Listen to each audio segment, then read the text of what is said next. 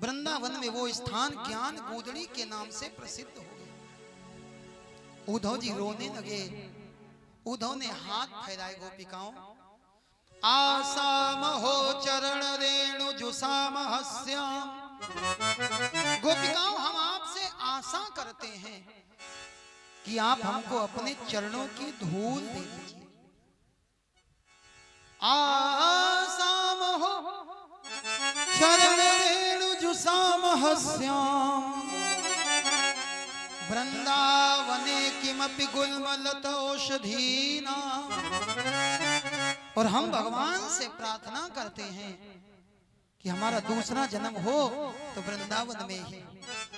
हम गैया बने तो नंद बाबा की गैया बने, हम बंदर बने तो गिरिराज जी के बंदर बने, हम पेड़ बने तो वृंदावन के परिक्रमा मार्ग के पेड़ बने। वंदे नंद ब्रज स्त्रीणाम।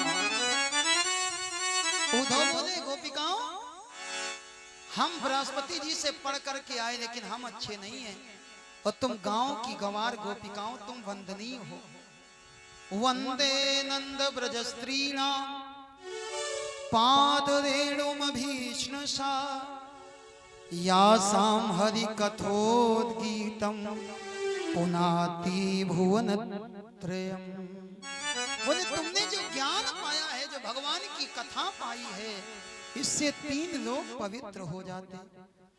उद्धव सुधव हुए चले, सुन गोपिन के बोल, ज्ञान बजाई डुगडुगी, प्रेम बजायो ढोल। आज ज्ञानी उद्धव प्रेमी बनकर के लौटे, और जब ज्ञानी उद्धव प्रेमी बनकर के लौटे तो उद्धव के दोनों हाथ भरे, उद्धव के नेत्रों से आंसू बह रहे हैं, लेकिन उद्धव अपने आंसू पोंछ नहीं पा रहे। एक नशा शराब में होता, एक नशा शराब में होता। शराब पीने वाले के पैर भी ठीक नहीं पड़ते, और एक नशा प्रेम में होता, प्रेम करने वाले के पैर भी ठीक नहीं पड़ते। प्रेम मद छाके पग परत कहाँ के कहाँ, थाके अंग नयननी शिथिलता सुहाई है। उद्धव जी चले जा रहे थे। एक कर राजे नवनीत यशोदा को दियो, एक हाथ में यशोदा ने माखन दिया है, वो पकड़े हैं, और दूसरे कर एक कर वंशी वर राधिका पठाई है। उद्धव ने आकर के कहा, कन्हैया तुम बहुत निष्ठुर हो, वो गोपिकाएं तुमको इतना प्रेम करती, तुम उन गोपिकाओं के बिना कैसे जीते हो। कन्हैया जी कहने लगे, उद्धव, हमने ये लीला केवल इसलिए करी कि तुम्हारे हृदय में ज्ञान तो था लेकिन प्रेम नहीं था, और हम तुमको प्रेम देना चाहते थे।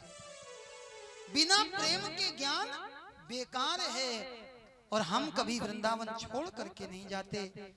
कन्हैया जी कहते हैं, हम कभी वृंदावन के बाहर नहीं गए। ये गिरिराज जी कन्हैया जी का ही रूप है, और गिरिराज जी के रूप में कन्हैया जी सदैव ब्रज 84 कोस में ही रहते हैं, उसके बाहर कभी एक कदम भी नहीं रखते। वृंदावनम परित्यज्य पादमेकं न गच्छति। वृंदावन के बाहर भगवान कभी एक कदम नहीं जाते। उद्धव गोपी संवाद आया, यहाँ पर भगवान ने प्रेम की चर्चा करी है, भगवान ने प्रेम को प्रकट किया। प्रेम करना चाहिए, लेकिन मेरे भाई थोड़ा विचार करो, प्रेम कहते किसको है। नारद भक्ति सूत्र में नारद जी कहते, प्रेम का लक्षण है त्वत् सुखी सुखित्वा। जहां आप अपना सुख छोड़ करके अपने प्रीतम का सुख देखें, उसको कहते हैं प्रेम। प्रेम का लक्षण है मूक स्वादानुवत। किसी गूंगे व्यक्ति को बढ़िया वाली मिठाई खिलाना, और मिठाई खिलाने के बाद पूछना, स्वाद तो आया? भैया स्वाद तो आया, लेकिन गूंगा बोल करके बता नहीं सकता। ऐसे ही प्रेम में कितना आनंद है, प्रेम में क्या तत्व है ये वही जान सकता है जिसने प्रेम किया हो। और प्रेम कोई हमसे कहे आकर के अथवा हमको किसी से कहना पड़े कि भैया हम आपको बहुत प्रेम करते, हमारे अध्यात्म में ऐसे प्रेम की कोई कीमत नहीं है।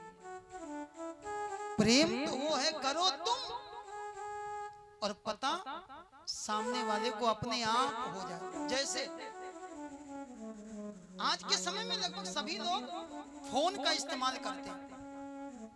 अच्छा, आपको किसी से बात करने का मन होता है तो आप उसको फोन मिलाते हो, लेकिन फोन मिलाने के बाद क्या जाकर के कहते हो भैया फोन उठा लो, हमने तुमको फोन किया? नहीं। अगर आपने नंबर ठीक लगाया है तो सामने वाले के फोन की घंटी बजेगी।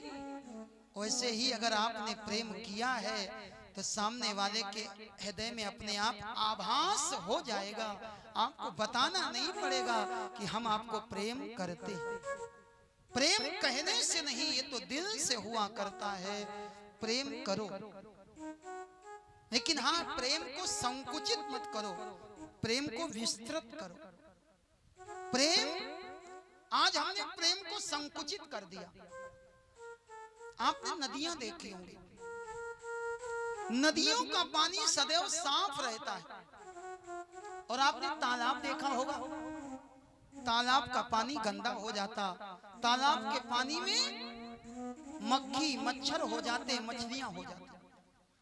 पानी वही है, लेकिन जो पानी बहता चला जा रहा था वो पानी साफ बना रहा, और जो पानी रुक गया, जिस पानी के दोनों किनारे रोक दिए गए, वो पानी गंदा हो गया। ऐसे ही प्रेम की धारा परमात्मा से जीवात्मा तक बहती चली आ रही थी।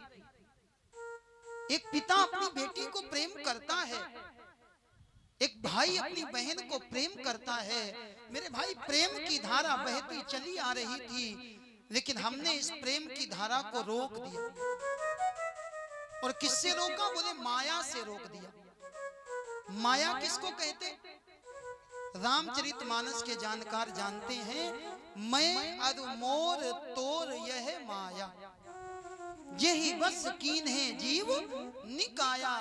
मैं मेरा और तू तेरा, ये माया का स्वरूप है। एक बात बताओ, प्रेम को अंग्रेजी में क्या कहते? लव। आज केवल भारत नहीं, पाश्चात्य संस्कृति कहती है लव इज गॉड, और गॉड इज लव। प्रेम ही परमात्मा है और परमात्मा ही प्रेम है। जैसे प्रेम और परमात्मा दो नहीं है। कैसे? आप सवेरे उठते हो, सवेरे उठ करके देखते हो सूरज निकला कि नहीं निकला। सुबह सुबह आप देखते हो सूरज निकला है, लेकिन जब दोपहर होती है तो कहते बहुत धूप हो गई। जैसे सूरज और धूप ये दो नहीं है। आप सोचो, सूरज न निकले और धूप हो जाए, क्या संभव है? मेरे भाई, ऐसे ही हृदय में प्रेम न हो और आप सोचो परमात्मा मिल जाए, ये संभव नहीं है। बिना प्रेम के परमात्मा की प्राप्ति हो ही नहीं सकती। प्रेम को अंग्रेजी में कहते हैं लव। सबको करना चाहिए, लेकिन इसके आगे और पीछे माया आ गई। इसके आगे पीछे मैं और तुम आ गए। मैं को अंग्रेजी में क्या कहते? आई। और तुमको यू। ये लव बहुत अच्छा था, लेकिन जब से इसके पीछे आई और पीछे यू लगा, ये आई लव यू बना, मेरे भाई, तब से प्रेम कलंकित हो गया। प्रेम करो, कितना प्रेम करो। प्रेम जब अनंत हो गया, सबसे प्रेम करो। दीन दुखी से प्रेम करो, जो आपसे प्रेम करे उससे भी प्रेम करो, और जो आपसे बैर माने उससे भी प्रेम करो। प्रेम करने वाले के हृदय में परमात्मा रहते हैं। प्रेम जब अनंत हो गया, रोम रोम रोम रोम रोम रोम संत हो गया। प्रेम जब अनंत हो गया, रोम रोम संत हो गया। जब अनंत हो